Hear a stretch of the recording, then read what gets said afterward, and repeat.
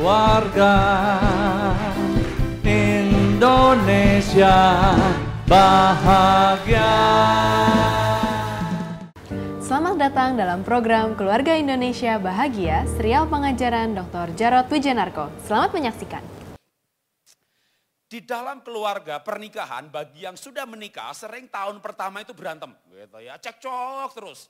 Tahun ke-10-15 itu penyesuaian. Nah, kalau bisa menyesuaikan, 15 ke atas lebih bahagia. Nggak bisa menyesuaikan, bercerai, dan 360.000 orang bercerai di Indonesia tahun yang lalu. Angka perceraian tinggi sekali, 360.000 untuk penduduk 250 jutaan. Ya. Yang selingkuh pasti lebih banyak lagi, karena orang bercerai itu sidang mendaftar. Orang selingkuh tidak mendaftar. Ya. Jadi pasti yang selingkuh lebih banyak lagi.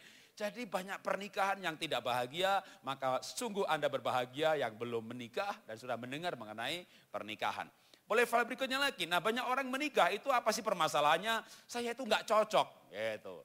Lalu diadakan penelitian, Anda juga bisa yang sudah menikah masuk ke Google, lalu ketik tes kepribadian. Boleh pilih yang MBTI atau yang lain lagi ya, personality test. Jadi orang yang berkata, kami nggak cocok, saya salah menikah, gitu ya. Karena banyak orang menikah itu berpikir salah menikah. Pemuda-pemudi punya pacar, oh lain. Coba kamu pikir sekali lagi, kamu beda gereja, beda pendidikan, beda karakter. Kamu banyak sekali perbedaan. Kak Jarod, saya yakin Kak Jarod pacar saya dari Tuhan Pak. Pemuda-pemudi yakin sekali pacarnya dari Tuhan. Ibu-ibu yakin sekali suaminya bukan dari Tuhan. Nah, orang-orang yang tidak yakin bahwa pasangannya dari Tuhan, lalu pengen bercerai, merasa nggak cocok, merasa nggak jodoh, dites secara profesional. Kepribadian, tes. Anda bisa ngetes juga yang belum menikah ya. Masuk tes kepribadian, pilih, lalu isi. Nanti setelah ketahuan, misalnya Anda PEFN, itu membagi manusia dalam 16 jenis. Maka hasil analisanya, Anda scroll terus ke atas, di bawah ada partner alamiah. Itu bisa untuk mencari kongsi supaya nanti bisnis, dagang, kongsinya cocok, awet gitu ya. Saya kongsian tahun 92 sampai hari ini kami nggak pecah kongsi. Karena waktu kami tes juga dia kongsi alamiah saya. Nah kongsi alamiah ini, partner alamiah ini juga untuk bisa mencari jodoh. Jadi kalau Anda punya pacar, tes dua-duanya ya. Nanti kita kesimpulannya apa? Kita putus. Nggak jodoh. Yang sudah menikah ya jangan takut tes. Jadi orang-orang yang sudah menikah dan merasa tidak jodoh lalu wah mau bercerai, dites 90% mereka jodoh alamiah. Jadi sebenarnya orang itu bukan gak jodoh loh. Otaknya yang salah, paradigmanya yang salah, pola pikirnya yang salah. Jadi ketika kita bicara yang baru, apanya yang baru? Ya, yang belum menikah memang bisa cari pasangan yang baru gitu ya. Sudah menikah mau cari yang baru, boleh nggak Pak Jarod? Sebenarnya boleh. Iya, ada harapan? Ciela. Ya, yang belum menikah Anda boleh menikah lagi. Nggak salah Pak Jarod, nggak salah kalimat. Asal memenuhi syarat. Syaratnya tidak banyak, cuma satu. Kalau pasangan sudah meninggal. Itu masalahnya Pak, dia nggak mati-mati Pak. Nah itu masalahnya, itu baru masalahnya. Udah, jangan berandai-andai dia mati ya. Kenyataannya kan dia hidup. Maka sesuatu yang baru ini bukan pasangan baru bagi yang sudah menikah, tapi pola pikir baru seperti anak menyusul puzzle, ternyata ada kliknya. Oke, kliknya apa sih? Boleh file berikutnya lagi. Aduh, gimana sih dia nggak pernah tertarik sama saya, gimana mau cocok? Intinya apa sih? Boleh file berikutnya. Intinya kami sangat berbeda. Jadi ini pun juga gambar saya dan istri saya. Di mana Anda bisa melihat, wow saya bedanya banyak sekali. Yang pasti saya Jawa, dia Tionghoa. Dan Jawanya saya Jawa banget. Gimana nggak Jawa banget saudara? Ke pantai pakai batik, ke gunung pakai batik, ke Belanda pakai batik. Anda masuk Facebook saya ya. Karena kalau Facebook itu kan udah 5 tahun ke atas sampai 15 tahun yang lalu gitu kan. Wih itu tahun demi tahun kemana pergi saya batik. Kalau Instagram saya kan baru 3 tahun yang terakhir sudah mulai begini gitu ya. Kadang batik, kadang enggak. Tapi dulu saya ini Jawa banget. Kalau istri saya itu Tionghoa banget ya, karena mungkin Anda kenal, istri saya nggak kenal. Oke, adiknya istri saya mungkin Anda kenal ya. Pendeta Daniel Arif Sugianto, itu adik istri saya ya. Tionghoa kan? Ya, banget. Nah, jadi saya ini Jawa, istri Tionghoa. Saya Jawanya kemana pergi pakai batik. Maka 3 tahun lalu di sosmed sempat heboh gitu kan. Wih SBY ke pantai pakai batik, wah dibully. Saya diem aja, kenapa? Gue lebih parah. ini pasangan yang tulalit gitu kan. Dan saya sekarang tidak tulalit ya. Kalau saya mau pergi pakai baju biru, istri saya kebiru-biruan. Dia ganjung batik, saya pakai batik. Jadi kita sekarang kemana pergi makin serasi. Kenapa? Saya kapok tidak serasi. Istri saya pakai baju yang keren nasional, saya batik lengan pendek, sederhana lagi. Ngantar dia pergi, supir lagi gak masuk.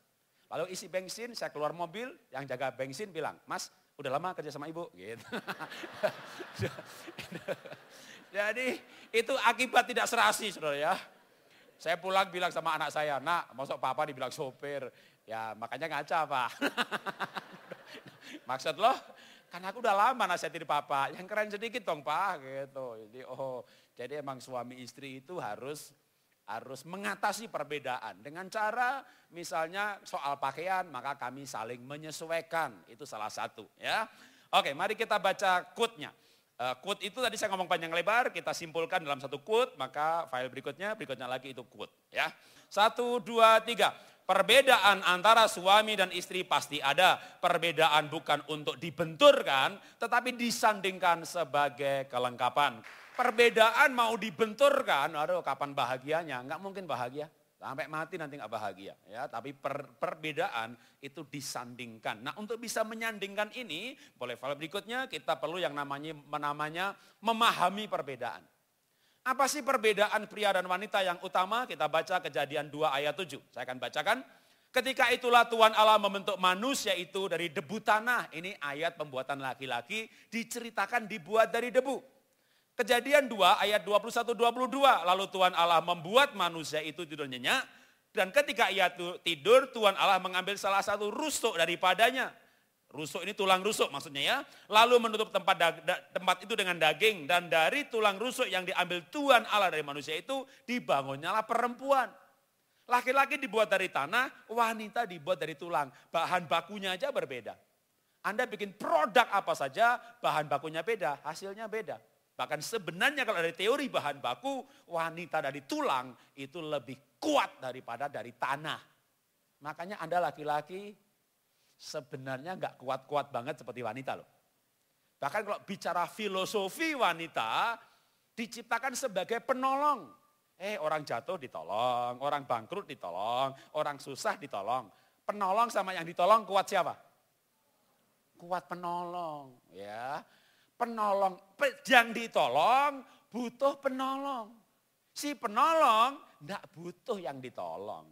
Maka kalau yang ditolong mati, penolongnya merdeka. Bebas dia gitu ya. Wanita lebih kuat loh. Enggak percaya Pak Jarod loh, enggak percaya gimana sih? Mau kuatan apanya? Yang sudah menikah bisa praktek. Pinggangnya, coba bapak bilang sama ibu, Ma, kamu libur ya ke Raja 4, 5 hari, 10 hari, nyambung ke Komodo 5 hari. Nanti anak gimana? Saya masakin dia, saya gendong dia, ngepel, saya spel, nyuci. 3 hari bapak sakit pinggang. Itu istri udah berapa tahun gak sakit pinggang? Pinggangnya kuat wanita. Ya, apalagi kakinya. Loh ya kuat saya. Loh, saya ini orang yang setiap hari berjalan 10.000 langkah. Ya, kalau enggak treadmill jalan kaki. Hasilnya slim, ciela. Saya dulu 76 kilo, saudara, sekarang 62. Ini badan perutnya hilang, dulu 35, sekarang 32, 31 ukuran celana. Kenapa? Berjalan kaki 10.000 langkah sehari. Tetap sama istri kalah kaki saya. Ya, Anda laki-laki merasa kakinya lebih kuat? Coba yang sudah menikah, antar istrimu ke mall. Ikuti kemana dia pergi, ikuti. Kemana dia pergi, ikutin. Nanti bapak kakinya udah gempor. Itu wanita masih seperti rusa yang melompat ke sana kemari. Matanya berbinar-binar, ada sale. Kaki wanita kuat sekali. Pinggangnya kuat sekali. Semangat hidup, apalagi semangat hidup. Yang namanya istri suaminya mati, dia memang gak biasa kerja. 2 tahun stabil loh bisa kerja, cari duit, single parent sampai anaknya lulus kuliah, jutaan wanita sanggup. Tapi kalau bapak-bapak istrinya mati, laporkan. Apa yang terjadi? 3 bulan kawin lagi. Lah kok cepat sekali Pak? Lah waktu pemakaman sudah mencari alternatif di antara yang melayat saudara. Bahkan mungkin waktu tergeletak di ICU itu di antara yang besok udah di ini atau yang ini ya gitu. Itu juga boleh, ini oke juga. Ya mana yang mau dah gitu dah. Jadi laki-laki itu gak bisa hidup tanpa wanita. Jadi memang wanita lebih kuat, maka diberikan tugas dia sebagai penolong. Kejadian 2 ayat 23, lalu berkatalah manusia itu, ini dari tulang dari tulangku dan daging dari dagingku, ia dinamai perempuan sebab ia diambil dari laki-laki. Ada sesuatu yang diambil dari laki-laki, enggak ada lagi di laki-laki, menjadi ada di pria. Maka semua ayat tadi kalau mau saya simpulkan dalam kalimat sependek adalah Tuhan menciptakan pria dan wanita itu berbeda. Jadi yang sudah menikah jangan berpikir menikahi orang yang salah karena menjumpai perbedaan bagi yang sudah menikah. Kalau yang belum menikah itu gampang sekali kok dinasihati. Ya, bahkan mereka tidak masalah dengan perbedaan. Bahkan ketika orang tuanya berkata, pendetanya berkata, kamu tuh banyak perbedaan. Tapi kami saling mencintai. Cielah, cinta mengatasi perbedaan. Yang sudah menikah sama, waktu mereka muda dulu juga begitu. Kamu banyak perbedaan dan mereka juga berkata, kami saling mencintai. Lalu apa masalahnya Pak Jarod? Masalahnya setelah menikah, cintanya habis. Yang tersisa tinggal perbedaan. Maka banyak orang menikah akhirnya bergumul dengan perbedaan. Berjuang bagaimana perbedaan diatasi dengan disamakan. Mana bisa sama, wong Tuhan ciptakan berbeda. Bahan bakunya beda. Jadi tidak akan pernah menjadi sama. Perbedaannya apa? Boleh file berikutnya. Itu daftarnya panjang sekali.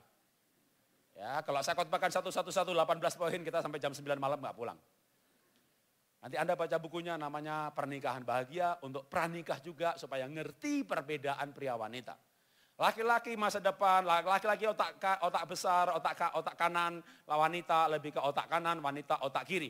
Laki-laki analisa, wanita intuisi. Laki-laki kuat di mata, wanita di telinga. Terus dan seterusnya. Pak, kayaknya ada yang salah tuh Pak. Bapak bilang laki-laki otak kiri, pakai pikiran, wanita pakai perasaan. Ada loh Pak laki-laki yang perasaan, oh ada. Koreografer, seniman, pemusik, seorang artis, ya desain, grafis. Itu pasti wanita, laki-laki yang perasaan. Karena dia menggunakan otak kanan cukup sering. Itu gak masalah gitu ya. Tapi bagi yang sudah menikah, saya amati. Ketika bapak-bapaknya itu yang perasaan, lembut. Istrinya tidak berperasaan. Anda amati aja, Anda teliti aja. Doktoral saya itu mengenai kebahagiaan pernikahan. Jadi ini hasil penelitian bukan subjektif mau bilang tertentu.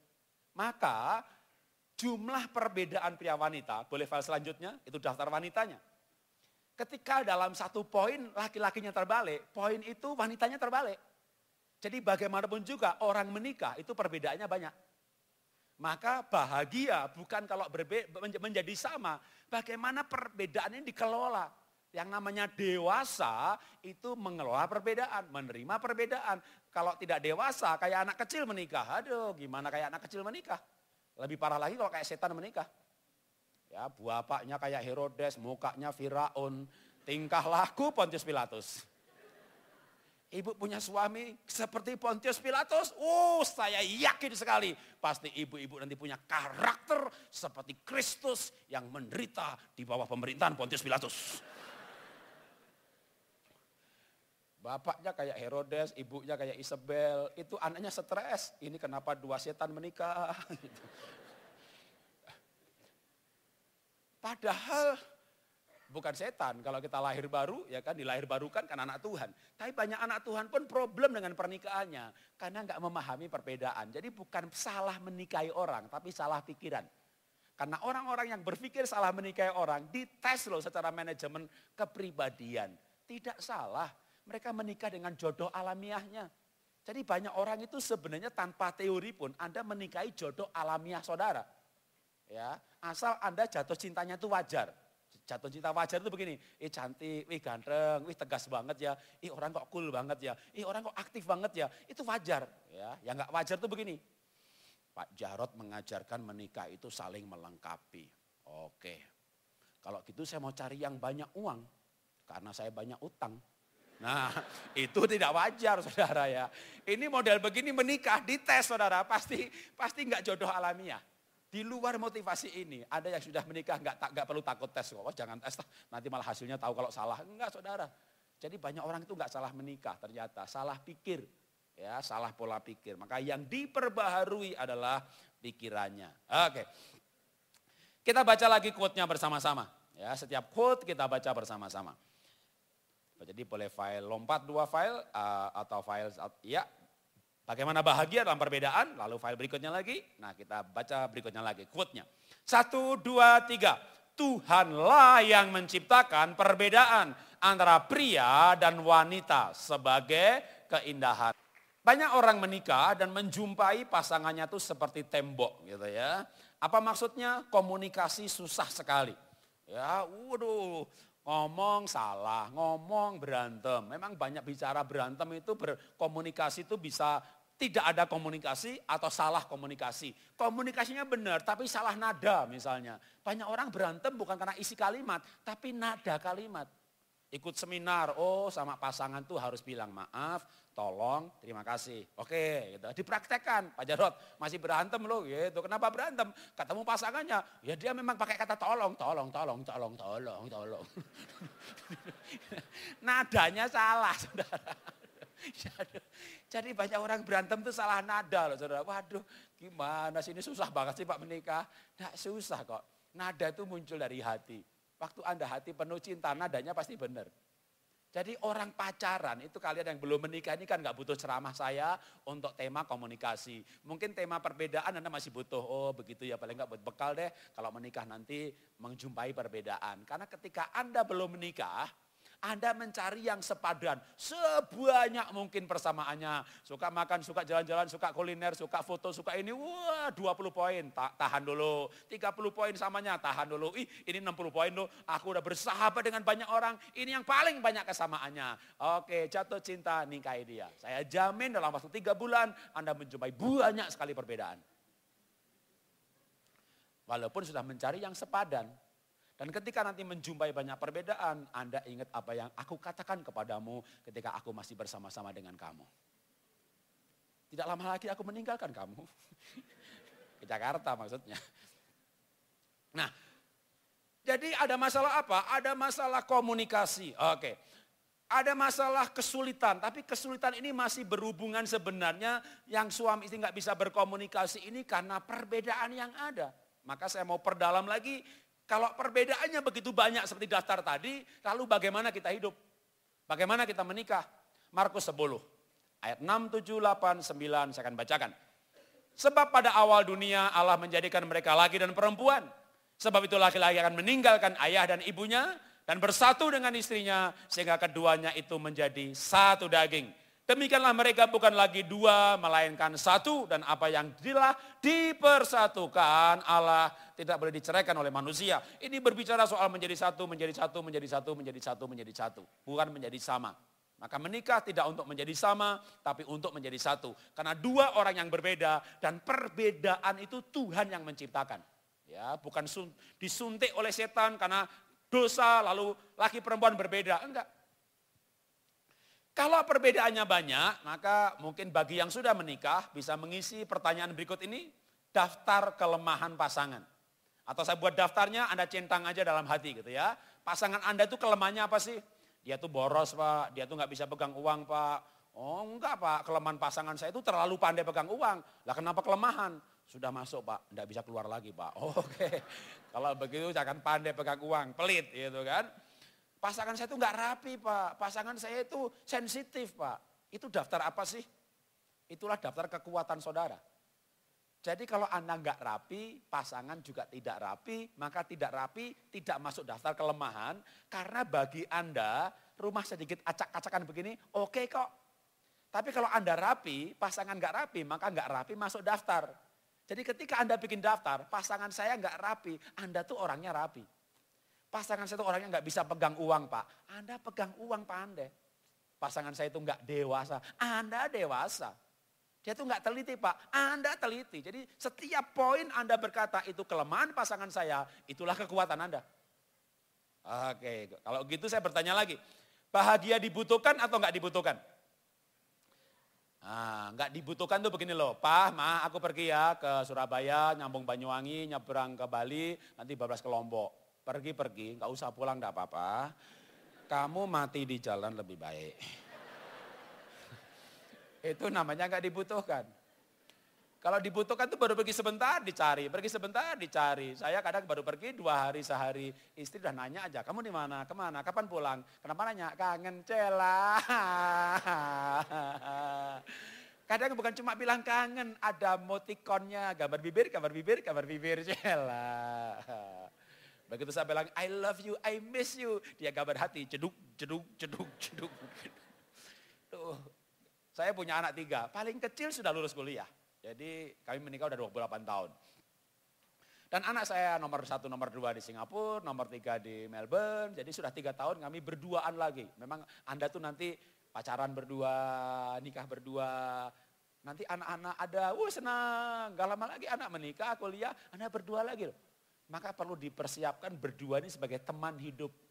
Kalau yang sudah menikah nih, dan sekarang masih ada anak-anak, nanti anak-anak gak ada lagi. Nah tinggal berdua lagi.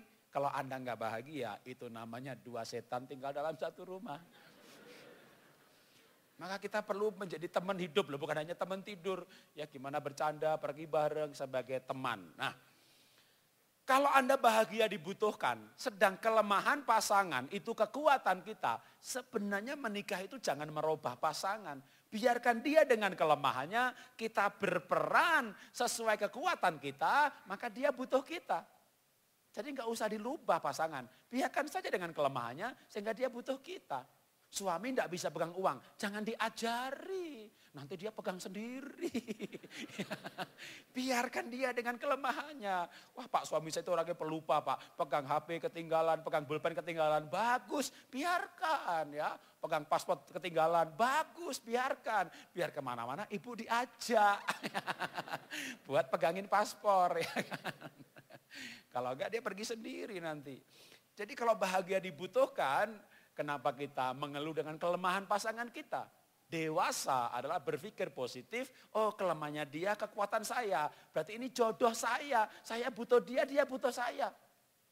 Kalau orang sempurna nggak perlu menikah, tapi kan nggak ada yang sempurna. Maka Tuhan ciptakan orang ada kelemahannya, dan kelemahannya dia itu kekuatan pasangan. Anda analisa semua pernikahan begitu loh. Kelemahan pasangan itu kekuatan yang satunya. Maka jangan justru tuker-tukeran, jangan. Itu bapaknya baik ya, rajin gereja, ibunya enggak. Itu ibunya baik ya, rajin gereja, bapaknya enggak. Ditukar bagus kali ya, jangan tuker-tukeran saudara. Jangan tuker-tukeran saudara. Nanti enggak saling menyelamat, enggak melengkapi.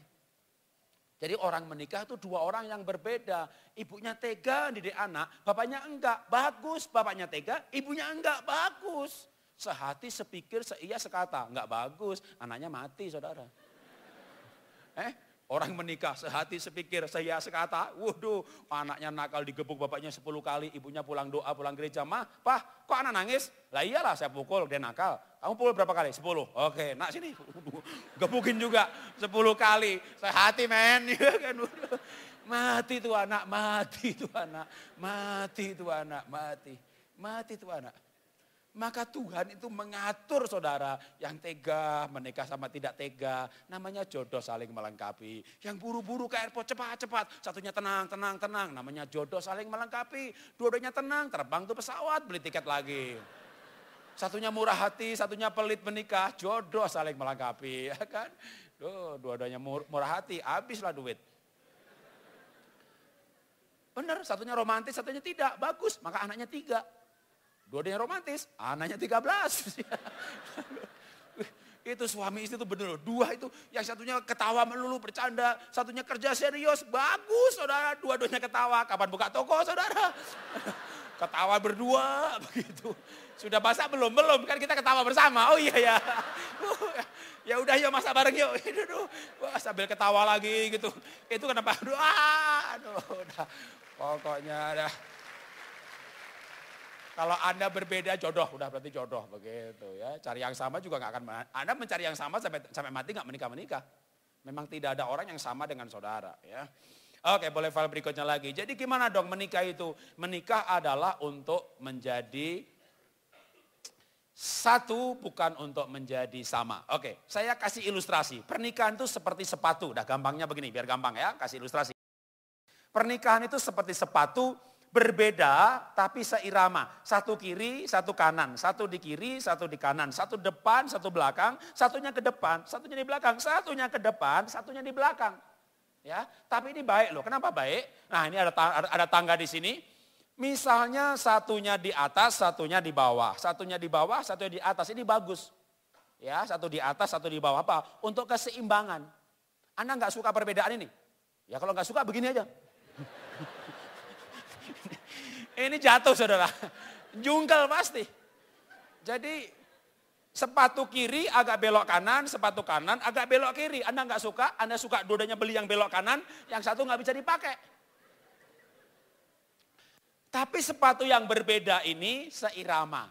Walaupun berbeda, satu tujuan. Berbeda, saling melengkapi. Coba saya kasih pertanyaan ya. Apa kuncinya, kliknya, sehingga yang berbeda ini satu tujuan? Apa rahasianya yang berbeda ini saling melengkapi? Boleh jawab? Hah? Sehati. Maksud saya, gimana yang berbeda itu bisa sehati gitu loh. Hah? Satu? Apa? Satu tujuan. Lah itu dia, gimana yang berbeda ini satu tujuan. Apa rahasianya? Oke, biar mudah menjawab tak peragain. Ilustrasinya diperjelas ya. Sepatu yang satu enggak saya pakai. Apakah seirama? Apakah satu tujuan? Enggak. Sekarang saya pakai. Yang berbeda seirama.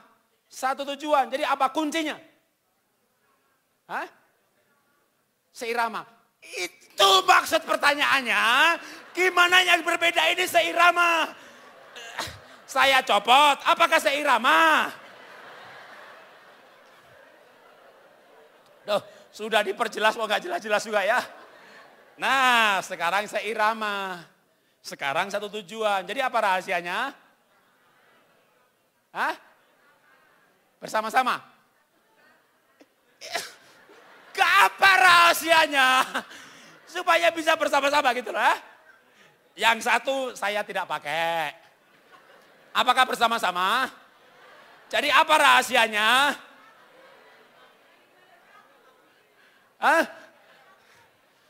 Oke, boleh file berikutnya aja dah.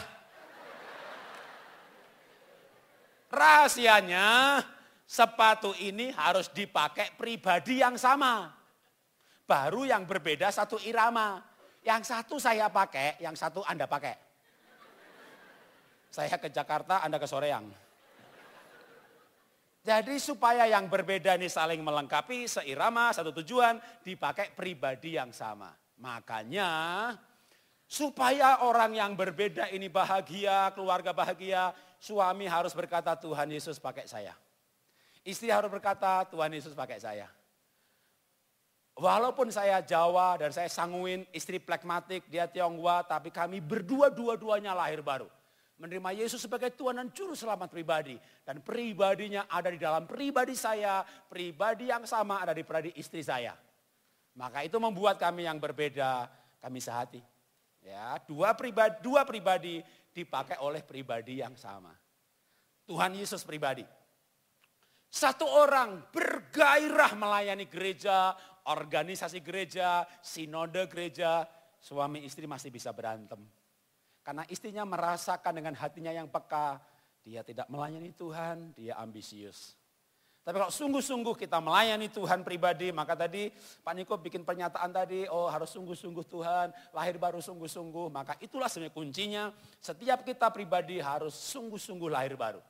Menerima Yesus sebagai Tuhan dan Juru Selamat pribadi. Tanpa itu kita tinggal di tahun yang baru dengan cara yang lama. Dengan gaya yang lama. Oke, kita baca quote-nya bersama-sama.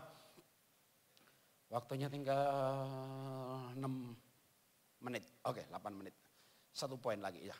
Kita baca quote-nya bersama-sama. 1, 2, 3. Menikah untuk menjadi satu, bukan menjadi sama. Namun pasangan yang bahagia akan menjadi serupa. Karena cinta akan membuat yang berbeda saling menyesuaikan diri. Kenapa orang merasa mendapat jodoh yang salah? Bahkan sudah persiapan menikah, sudah pre-wedding. Wah, yang punya studio foto bingung ya. Ini kenapa nggak diambil-ambil fotonya, ditelepon, ambil dong fotonya gitu. Gak usah loh, kenapa gak usah? Kami nggak jadi nikah. Sudah pre-wedding nggak jadi nikah saudara. Jadi zaman sekarang ini zaman yang menurut saya wow. Maka kita perlu belajar mengenai kehidupan ini. Orang tidak pernah sepakat karena bisa juga bukan soal temperamen dasar yang berbeda atau karakter yang berbeda pria wanita. Tapi maksud saya soal temperamen dasarnya. Coba kita baca Mazmur 139 ayat 13. Sebab engkaulah yang membentuk buah pinggangku, menenun aku dalam kandungan ibuku. Jadi kita ditenun oleh Tuhan. Ditenun itu maksudnya bukan di tekstil, bukan di printing. Tenun itu karya seni. Maka saudara ini boleh ada jutaan miliaran manusia. Di antara kita berbeda. Memang mirip, Anda pergi ke Cungkok sana, mirip semuanya ya. Tapi di antara mereka tahu bedanya. Anda pergi ke Papua, kok mirip semuanya ya? Oh di antara mereka tahu bedanya. Mereka pergi ke Bandung juga, mirip semuanya begitu. Tapi Anda tahu bedanya. Tiap orang itu unik. Tapi keunikan ini bisa dibagi dalam 32 macam manusia. Dikelompokkan lagi 16 tes kepribadian. Dikelompokkan lagi bisa menjadi 4 teori apapun yang Anda pakai. Pakai ilmu DISC, dominan, intim, stabil, cermat. Dominan itu kolerik, intim itu sanguin, stabil itu plekmatik, cermat itu melankolik. Pakai ilmu foto karakter, merah itu kolerik, kuning itu sanguin, hijau itu plekmatik, ungu atau biru, melankolik. Jadi pakai teori apa ya muncul di situ. Ya kecuali golongan darah, sedikit berbeda tapi 4 macam juga. Secara global kita lihat satu-satu, misalnya orang sanguin. Orang sanguin ini pelupa.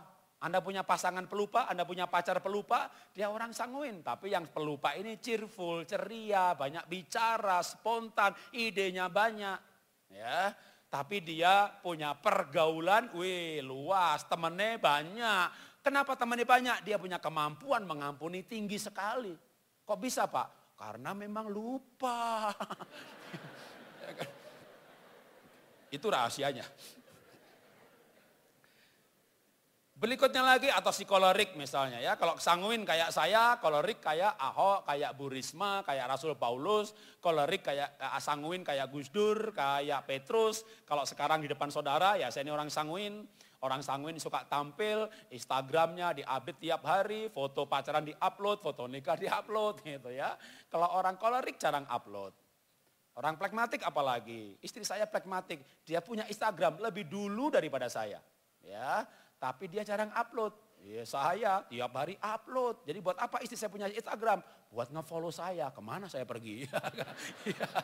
Foto sama siapa dia? Jadi emang orang itu berbeda-beda. Nah kalau kolerik, ini yang leadershipnya kuat. Anda kagum waktu pacaran dulu.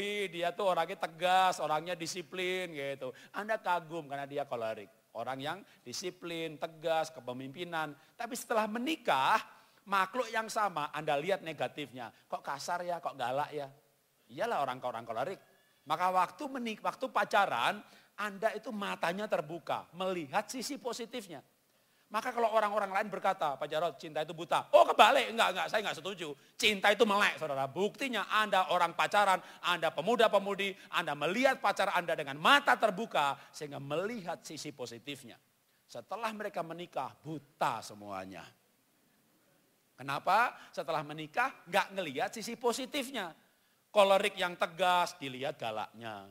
Kolerik yang disiplin dilihat kasarnya. Jadi sebenarnya cinta itu malah terbuka matanya melihat sisi positif. Berikutnya lagi plekmatik. Apa itu plekmatik? Orang yang serba tenang, serba pelan, makan pelan, jalan pelan, ngunyahnya pelan, beolnya pelan. Orang sanguin masuk toilet 2 menit selesai loh. Saya ini sanguin banget. Jadi kalau ada di airport, boarding, Surabaya berangkat. Saya ke toilet, beol masih keburu. Kalau orang plekmatik, nanti aja deh di Surabaya. Bisa nahan lo 1 jam. Orang sanguin itu ngomong cepet, jalan cepet, beol cepet, semuanya cepet. Kalau istri saya plekmatik, ke beol bawa koran.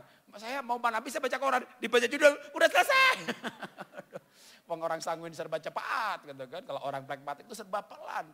Saya punya anak nomor 2, plekmatik juga. Aduh, jalannya pelan. Ayo Ben, cepat. Ini juga udah cepat. Jalannya pelan, bangunnya pelan. Anak saya nomor 3 sanguin, sekolah jam 7, setengah 7 dibangunkan. Tidak terlambat loh, lompat dia mandi, di mobil makan, di mobil pakai beresin bajunya, di mobil sambil jalan bisa. Wah, yang pragmatik sekolah jam 7, bangunkan jam setengah 6. Karena dia bangun juga lama, bangun, kedip. Prosesor sedang dimulai, tunggu sebentar ya kan. Please restart, Itu pragmatik ya, itu serba pelan. Ini orang gak kreatif sama sekali ya, tapi setianya luar biasa.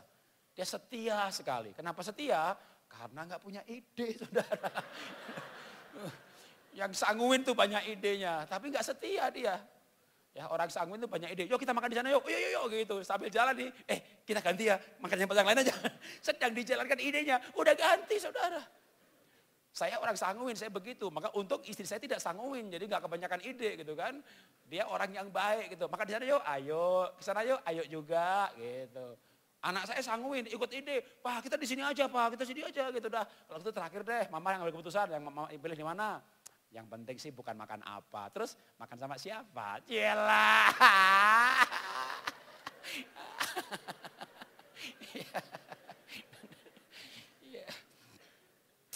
Itulah orang beda-beda gitu ya. Berikutnya lagi melankolik. Melankolik ini tidak banyak bicara. Tapi orangnya lembut seperti SBY, Pak Niko, Nabi Musa. Itu orang melankolik. Hatinya lembut. Dia peka. Ya, tinggal kita pasangan kita yang mana. Maka kalau lihat positifnya ya pasti positif. Lihat negatifnya ya pasti ada. Karena semuanya itu nggak ada yang sempurna. Maka kalau saya menyarankan boleh file berikutnya adalah sebenarnya lebih detail lagi yang 16 macam tes kepribadian. Ada masuk Google, gratis kok tes di Google. Ya, ketik aja tes kepribadian ini kan muncul gitu ya. Maka Anda bisa mengenal diri sendiri, mengenal orang lain, mengenal orang tua, mengenal pasangan, calon pasangan. Lalu secara manajerial kepribadian bersama pasangan ini kita bangun kebahagiaan karena kita memahami. Ya. Mau lebih detail lagi datang tanggal 15 Februari di GBI Rayon ini. Di cabang Barenang Siang, ingat saya ya, nanti kita akan bikin My Wedding Fair. Ya. Di situ ada konsultasi IO, organizer, wedding, dan saya akan hadir juga untuk sisi persiapan nikahnya. Ya, yang sudah nikah boleh juga, siapa tahu mau nikah lagi gitu kan. Kan pasangan saya udah mati Pak. Kalau belum mati ya sedang saya doakan Pak. Jangan ya. Jangan mendoakan pasangan mati ya. Oke, boleh file berikutnya kita baca quote sebagai penutup hari ini. Ya, kita langsung lompat ke quote-nya, kita baca bersama-sama. 1, 2, belum? Oke, tunggu sebentar. Ya, lewatin terus, kita baca quote-nya terus lagi. Kita baca quote-nya. Ya, penutup untuk hari ini. 1, 2, 3. Setiap pribadi memiliki sisi negatif yang sulit, namun dalam Kristus, setiap pribadi adalah ciptaan baru yang mulia. Mari kita tunduk kepala, kita berdoa. Bapa, kami mengucap syukur Tuhan menciptakan kami, setiap pribadi kami unik. Kami berbeda dengan yang lain, kami berbeda dengan pasangan kami, dengan adik kami, kakak kami. Kami berbeda dengan siapapun di muka bumi ini. Dan kami tidak salah diciptakan dan bukan kebetulan kami lahir, tapi kami diciptakan dengan sebuah tujuan. Ketika Bapak Ibu Saudara Anda mengenal keunikan saudara, maka itu akan mempermudah juga panggilan. Untuk apa kita di dunia ini dan peran apa yang kita akan jalankan. Di dalam gereja, apakah kita pengajar, pengicil, tim pengembalaan, atau tim misi. Dalam bisnis, apakah kita leadership yang kuat, yang bagus memimpin pabrik, atau kita orang yang suka bergaul, yang lebih cocok ke marketing, sales, event organizer, IO, tour guide, tour leader, pembicara. Atau kita orang yang teliti, yang lebih cocok ke keuangan, notaris, pembukuan. Keunikan pribadi kita akan membantu kita panggilan hidup kita. Baik dalam bidang pelayanan ataupun dalam bidang profesi, sekuler, pekerjaan. Semuanya tidak ada yang kebetulan. Dan Tuhan menciptakan kita tidak sempurna, ada kelemahan, tetapi pasti di dalam saudara ada kelebihan, ada kekuatan, ada talenta, minat, bakat, kemampuan. yang Tuhan taruh dan Tuhan rancang untuk kita berperan tertentu di dunia ini dan menjalani peran kita yang Tuhan sediakan. Dan dengan peran itu kita nyaman, dengan peran itu kita bahagia, dengan berperan itu kita maksimal, dengan berperan itu kita mengurangi kekosongan yang tidak diperankan oleh orang lain. Maka kita hidup di dunia dalam organisasi atau komunitas apapun juga. Kita menempatkan diri dan mendapat tempat. Kita berarti dan kita berdampak. Maka kita menjalani cara hidup yang baru. Pandangan yang baru. Gaya yang baru.